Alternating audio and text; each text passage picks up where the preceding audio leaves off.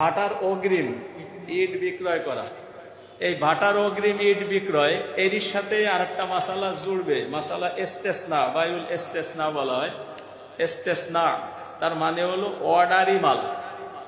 এই অর্ডারি মাল বেচা কেনার ক্ষেত্রে এটা শরীয়তে জায়েজ আছে, কিন্তু এইটা হলো যাবতীয় বিবরণটা আগে ফাইনাল হইতে হবে, যে আমি কি জাতীয় মাল দেব, কি কোয়ালিটির মাল দেব, এর যাবতীয় বিবরণটা আগে ফাইনাল হবে।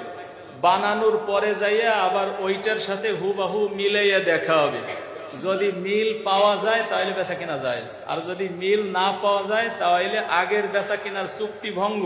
সে যদি নতুন ভাবে এইটাকে নতুন দাম ধরে কিনতে চায় তো সেইটা কিনতে পারে। এখন বুড়া ওই যে একটা কথা বলছিলাম, যা তোমার কাছে নাই তার বেচা কিনা নিষিদ্ধ, রাসূল সাল্লাল্লাহু আলাইহি ওয়াসাল্লাম বলছিলেন। এখন সেই আওতায় এইটা তো আমার কাছে ছিল না, আমি অর্ডার নিছি আগে।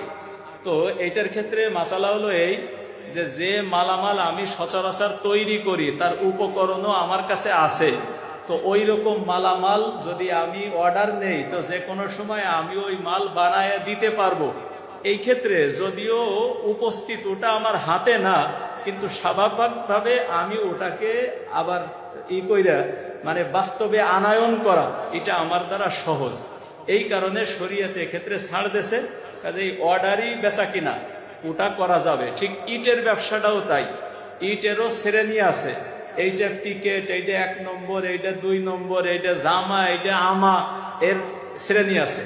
যদি কারো সঙ্গে ওই রকম চুক্তি হয় যে আমি এখন টাকা দিলাম, অমুক মাসে যাইয়া আমারে মাল দিতে হবে, এই গুণাগুণ সম্পন্ন মাল দিতে হবে, যার মধ্যে এইটা পিকেট দিতে হবে এত হাজার, 1 নম্বর দিতে এত হাজার, রেইনি স্পট থাকবে না ইত্যাদি, এইগুলি যদি আগের থেকে তয় হয় তাহলে এক্ষেত্রেও অগ্রিম বিক্রয় করা এটা শরীয়তের দৃষ্টিতে জায়েজ আছে।